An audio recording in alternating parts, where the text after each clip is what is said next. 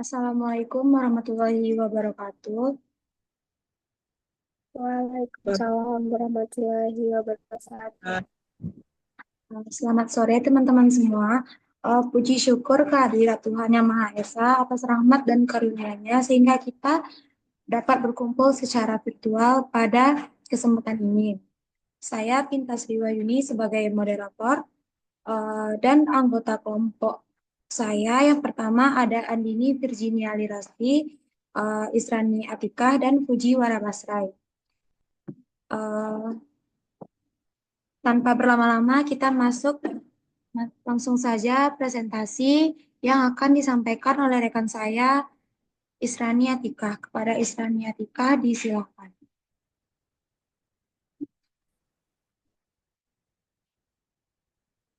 Yang pertama yaitu ada definisi komunikasi.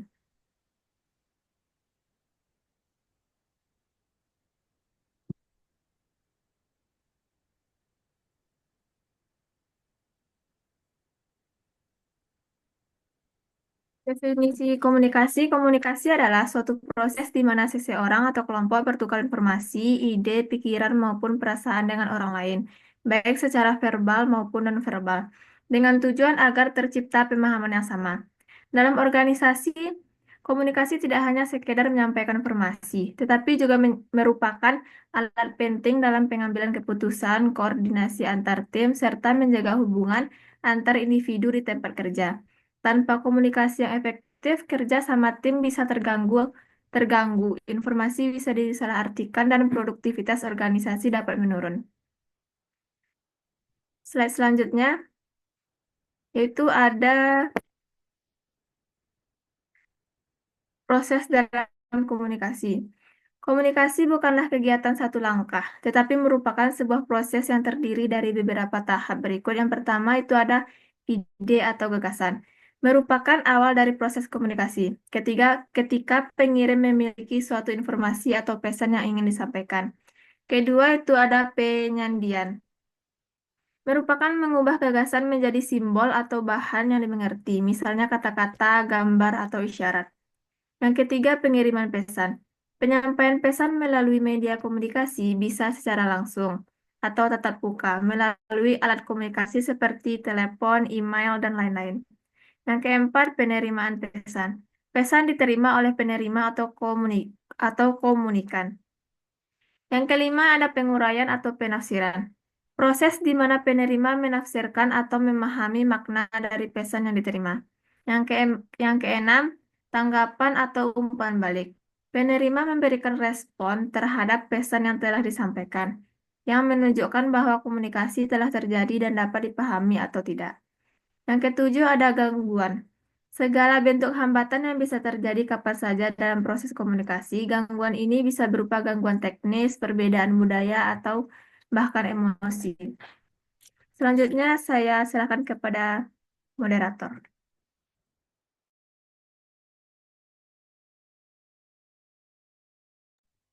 Terima kasih kita ucapkan kepada Tika. Selanjutnya, materi saluran komunikasi dan jenis komunikasi yang akan disampaikan oleh rekan saya, Fujiwara Basrai. Kepada Fujiwara Basrai, disilakan. Baik, terima kasih kepada moderator. Saya izin melanjutkan presentasi pada materi komunikasi organisasi, yaitu ada materi saluran komunikasi. Pada saluran komunikasi terdapat dua saluran. Yang pertama, verbal dan nonverbal. Pada verbal itu berupa lisan atau tulisan, contohnya rapat, memo, dan email. Komunikasi verbal disampaikan melalui kata-kata, baik secara lisan, misalnya dalam rapat, presentasi, dan diskusi, maupun tertulis seperti email, laporan, surat resmi, dan memo. Komunikasi verbal berguna untuk menyampaikan pesan secara eksplisit dan sistematis. Yang kedua itu saluran komunikasi nonverbal. Disampaikan melalui bahasa tubuh, ekspresi wajah, kontak mata, intonasi suara, dan gerakan tangan. Komunikasi nonverbal seringkali menunjukkan perasaan dan sikap yang tidak selalu terungkap lewat kata-kata.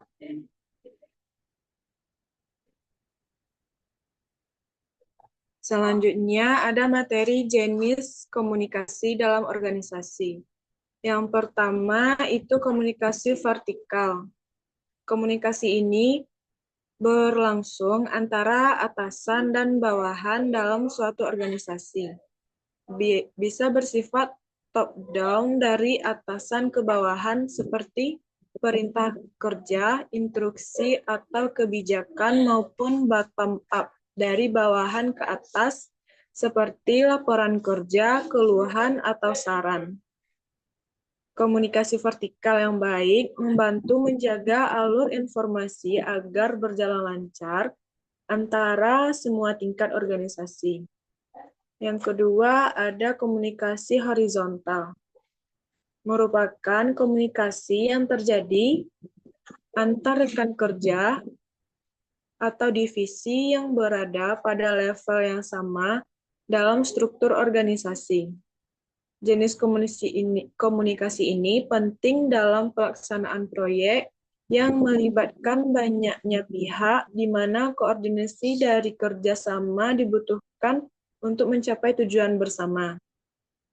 Yang terakhir ada komunikasi diagonal.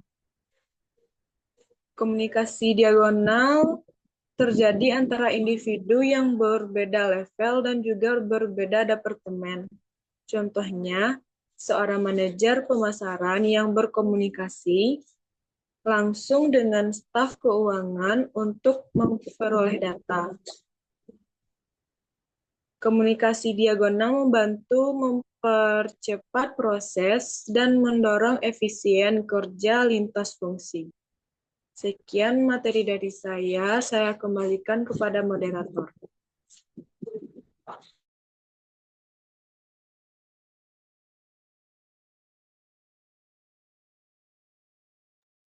Terima kasih kepada rekan saya, Pujiwara Basra, yang telah menjelaskan materi tentang saluran komunikasi dan jenis komunikasi. Selanjutnya, materi tentang hambatan komunikasi selektif dan mengelola teknologi informasi yang akan disampaikan oleh rekan saya, Andini Virginia Lirasti. Kepada Andini, disilakan. Oke, terima kasih moderator. Baiklah, saya akan melanjutkan penjelasan dari Fuji, yaitu hambatan dalam menciptakan komunikasi efektif. Dalam kenyataannya, proses komunikasi sering mengalami hambatan yang dapat mengurangi efektivitasnya. Beberapa hambatan tersebut antara lain, yang pertama, perbedaan persepsi. Setiap individu memiliki latar belakang dan cara pandang yang berbeda-beda, sehingga satu pesan bisa ditafsirkan secara berbeda oleh penerima. Lalu yang kedua, kurangnya keterampilan mendengarkan. Komunikasi tidak hanya tentang menyampaikan, tetapi juga mendengarkan. Kurangnya kemampuan mendengarkan bisa menimbulkan kesalahpahaman. Yang ketiga, gangguan fisik, seperti suara bising, sinyal internet buruk, atau gangguan lingkungan lainnya. Yang keempat, bahasa yang tidak jelas atau terlalu teknis. Pesan terlalu teknis atau menggunakan istilah yang tidak dipahami penerima dapat menyebabkan kebingungan. Yang terakhir, budaya organisasi yang tertutup. Jika dalam organisasi tidak ada keterbukaan untuk menyampaikan ide atau kritik, maka komunikasi akan terhambat.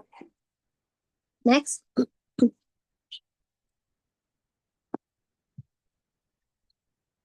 Materi yang terakhir yaitu mengelola teknologi informasi untuk komunikasi. Seiring perkembangan teknologi, komunikasi organisasi tidak hanya mengandalkan interaksi langsung. Teknologi informasi kini memainkan peran vital dalam mendukung komunikasi, apalagi dalam era kerja jarak jauh atau remote working. Beberapa bentuk pemanfaatannya antara lain, yang pertama yaitu email dan aplikasi chat seperti WhatsApp atau Telegram. Digunakan untuk menyampaikan informasi dengan cepat baik antar individu maupun kelompok. Yang kedua yaitu video conference seperti Zoom atau Google Meet. Memungkinkan pertemuan jarak jauh dengan visual dan suara secara langsung, mempermudah diskusi meskipun lokasi berbeda. Yang ketiga, aplikasi kolaborasi seperti Slack, Microsoft Teams, Google Workspace. Digunakan untuk mengatur komunikasi dan proyek tim secara terpadu, meningkatkan efisiensi dan keterlibatan tim.